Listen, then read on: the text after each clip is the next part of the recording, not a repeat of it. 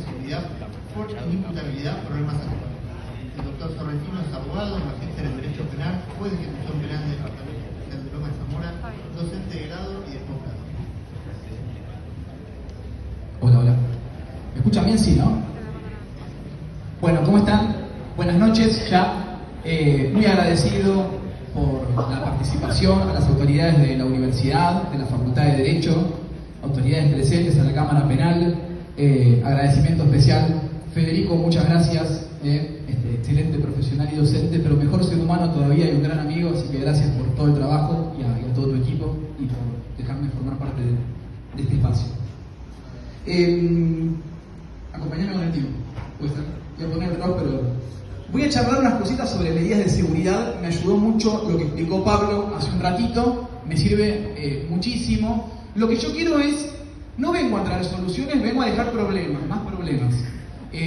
Quiero trazar 3 o 4 líneas para que pensemos las medidas de seguridad con los líos actuales que nos traen puntualmente en la provincia de Buenos Aires, ¿no? Entonces la idea es trabajar sobre 3 problemas específicos. Yo menciono 3 en el Power, pero son 3/4. El cuarto tiene que ver con la ley de salud mental, pero vamos a hablar de 3 principalmente. Bien, esto lo digo rápido, ¿no? Para hacer un pasaje para recordar, ¿sí? Acá estudiamos la mayoría de derecho.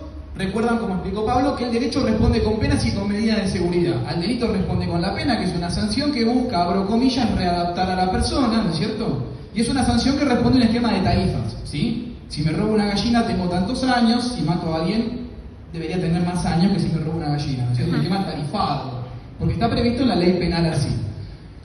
Responde con la medida de seguridad en el marco de esto que llamamos, en la facu le decimos doble vía, sistema vicarial de doble vía. Responde con la medida de seguridad al hecho ilícito cometido por alguien que no había comprendido la criminalidad de sus actos, pero que además presenta una situación de salud mental que lo coloca en riesgo cierto e inminente de lastimar a otras personas o de autoagredirse.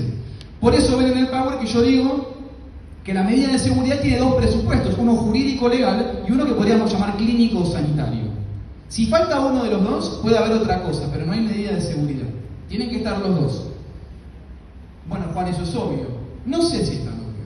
El primero, necesariamente, para imponerle a una persona una medida de seguridad, tiene que estar constatado en el marco de un juicio que existió un hecho ilícito y que la persona lo cometió. Tiene que haber un juicio.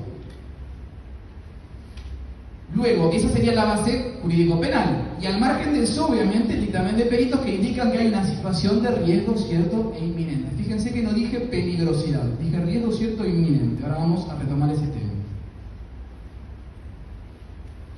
Primer lío, un lío que yo llamo prehistórico, porque afortunadamente la justicia penal lo venimos trabajando bastante bien, venimos avanzando bien. Hay cosas por mejorar, pero la justicia creo que viene haciendo bien los deberes con el primer problema. La Corte Suprema de Justicia de la Nación en el 2008 encontró que había un tipo que llevaba más de 20 años internado por un hecho y veía que había algún tema de proporcionalidad, no había control judicial, y la Corte algo pesca y dice, esta persona, si no estuviera con una medida, con una internación, con una medida de seguridad, y hubiera sido condenada, ya se hubiera ido a cerrar, que es el fallo RMJ. Y trabaja más profundamente en el conocido fallo Antuña sobre medidas de seguridad del año 2012, que entre muchas cosas interesantes que el procurador de ese entonces, el doctor Rique, cuyos argumentos los recoge la Corte y hace propios, dice, ojo, porque la medida de seguridad, al igual que las penas y que todo encierro forzoso, tiene que estar atravesado por principios constitucionales. Por ejemplo, el de proporcionalidad, obviamente legalidad, razonabilidad, pero proporcionalidad. ¿Entre qué proporcionalidad? Entre el ilícito cometido y la medida ordenada. ¿Por qué hago énfasis en la palabra cometido? Porque las medidas de seguridad no se cuantifican en función de la escala penal en abstracto, ¿sí? Esto algo adelantó Pablo hace un rato, ¿sí? Que es antipático compararlo con la pena, ¿no? ¿Sí?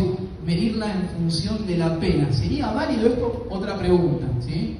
Pero digo, lo que da a entender la Corte es, muchachos, muchachas, cuando cuantifiquen, primero hay que ponerle un tope a la medida de seguridad.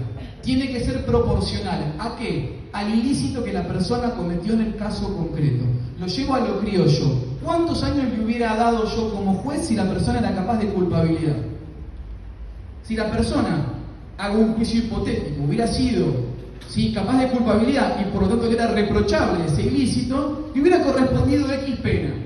Listo, ese va a ser el tope máximo que no puede superar y vulnerar la justicia penal. ¿Sí? Es decir, la medida de la cuantificación la da la base jurídico-penal. Y la otra base, una vez cuantificada la medida, es lo que nos va a decir en el caso concreto cuándo se termina esa medida de seguridad. Si a una persona le imponen 10 años de plazo máximo de medida de seguridad, porque la condena que hubiera correspondido eran 10 años, bueno, quizás se termine a los 10 años, pero quizás termine antes. ¿Y de qué depende que termine al día siguiente de impuesta, a los 3 meses, a los 5 años o a los 10 años? De la base clínica, de que desaparezcan los factores de riesgo cierto e inminente de lastimar a otros o de lastimarse a sí mismo.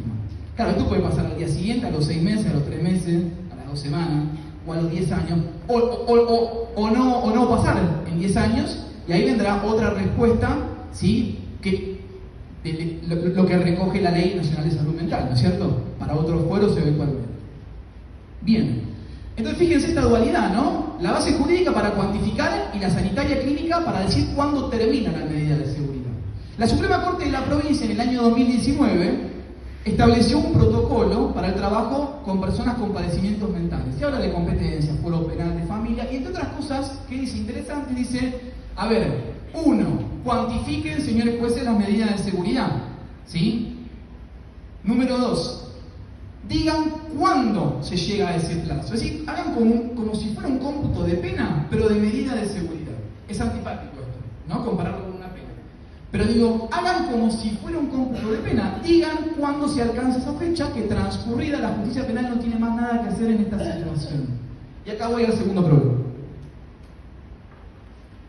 Cuando ya cuantifiqué la medida, la persona sigue presentando riesgo cierto e inminente de lastimar a otros o de lastimarse, ¿sí? Y tengo que decir cuándo se alcanza esa fecha, ¿sí? Fecha que nos sirve para el caso de que persistan los indicadores de riesgo, ¿no? Yo dije que si bajan o desaparecen, terminante la medida. Pero digo, ¿cómo hago el cómputo?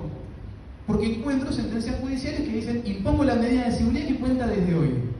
No, pará, la persona lleva 2 años tirada en un calabozo. El cómputo de las medidas de seguridad se hace desde el primer instante de privación de libertad.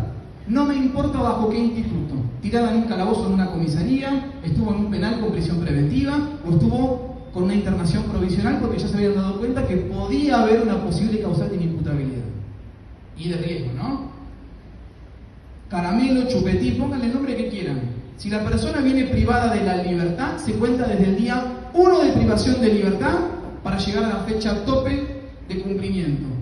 ¿Sí? Pero Juan, pero la función o la finalidad de las medidas no es la misma que la de las penas, en realidad, porque no son una sanción tarifada. Bueno, a ver, piensen una cosa. El artículo 24 del Código Penal dice que las personas que son penadas, el tiempo que estuvieron en prisión preventiva, se les cuenta efecto de la pena. ¿Me siguen con esto? Digo, si a un penado le estoy reconociendo el tiempo que estuvo en prisión preventiva, alguien que cometió un delito, que le es reprochable la conducta, ¿cómo no se lo voy a contar a alguien que no cometió delito por un padecimiento mental? Si uno que tiene responsabilidad penal le reconozco la prisión preventiva, ¿cómo no se la voy a reconocer a una persona que no tiene responsabilidad penal porque por ahí cometió un ilícito, por ahí no cometió, pero fue producto de un padecimiento mental? ¿Cómo no se lo voy a reconocer? El artículo 25, 1922, Código Penal, hablaba de locos y de locuras. Y sigue vigente. Si el penado se volviere loco, el tiempo de locura se cuenta como encierro, porque el encierro se sufre. Pónganle el nombre que quieran. Ya que hablamos de locura, el loco y el cuerdo sufren el encierro. Entonces, todo encierro se sufre. Pero Juan, ¿qué pasa si el tope entonces se vuelve muy cercano y la persona sigue presentando riesgo? La Ley Nacional de Salud Mental dice que las internaciones involuntarias se pueden llevar a cabo si están los indicadores de riesgo cierto e inminente de lastimar a otras personas.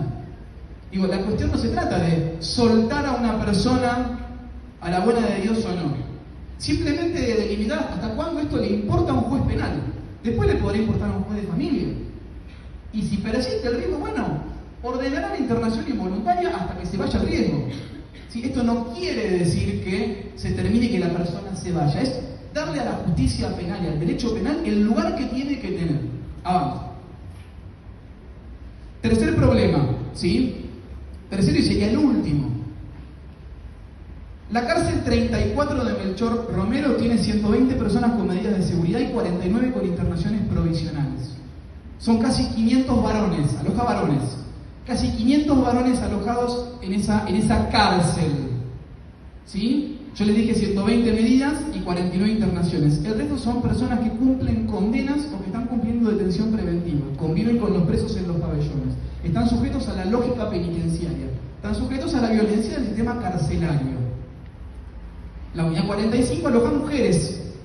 Aloja varones por una parte, jóvenes adultos, pero también aloja mujeres con padecimientos mentales. ¿Sí? Es una cárcel. Y retomo lo que decía Pablo, ¿es la cárcel el lugar de internación para el cumplimiento de una medida de seguridad? No, no lo es. Yo recién escuchaba lo que decía, que hablaba de la palabra manicomio y establecimiento adecuado, del artículo 34 del Código Penal. ¿Sí? La ley de ejecución dice, se crea el Instituto Neuropsiquiátrico de Seguridad para alojar a personas que podrían entrar en el artículo 34, ni siquiera para las medidas de seguridad, para los que podrían provisionalmente entrar. ¿Sí? Pero acá estamos hablando de cárceles, no hablamos de manicomios, de hospitales, de lo que fuere. Las medidas de seguridad se están cumpliendo en cárceles y yo por lo menos no encuentro en la normativa nacional e internacional que deban cumplirse en cárceles. ¿Sí? El 34 del Código dice manicomio y establecimiento adecuado, no dice cárcel. Las reglas Nelson Mandela, reformuladas en el 2015, las famosas reglas mínimas estándar nacional e internacional de condiciones de detención, expresamente prohíben el encierro carcelario por razones de salud mental, acá 109. Entonces digo, ¿qué es lo que está pasando acá que tenemos esta situación? Cierro con este tema. Hay un gran cambio de paradigma que yo podría situar en 10 años atrás en toda la ley. Año 2010 se sanciona la Ley Nacional de Salud Mental. Yo no voy a hablar ni mal ni bien de la Ley de Salud Mental. ¿Sí? No es mi función, sé que es muy cuestionada, sé que hay mucha polémica alrededor de esta ley, creo que es válido que se discuta, siempre hay que discutir y repensar las leyes, o sea, me parece bárbaro. Yo no digo que esté ni bien ni mal, creo que tiene buenas intenciones, creo que le faltan políticas públicas de respaldo, más por ahí viene la cuestión.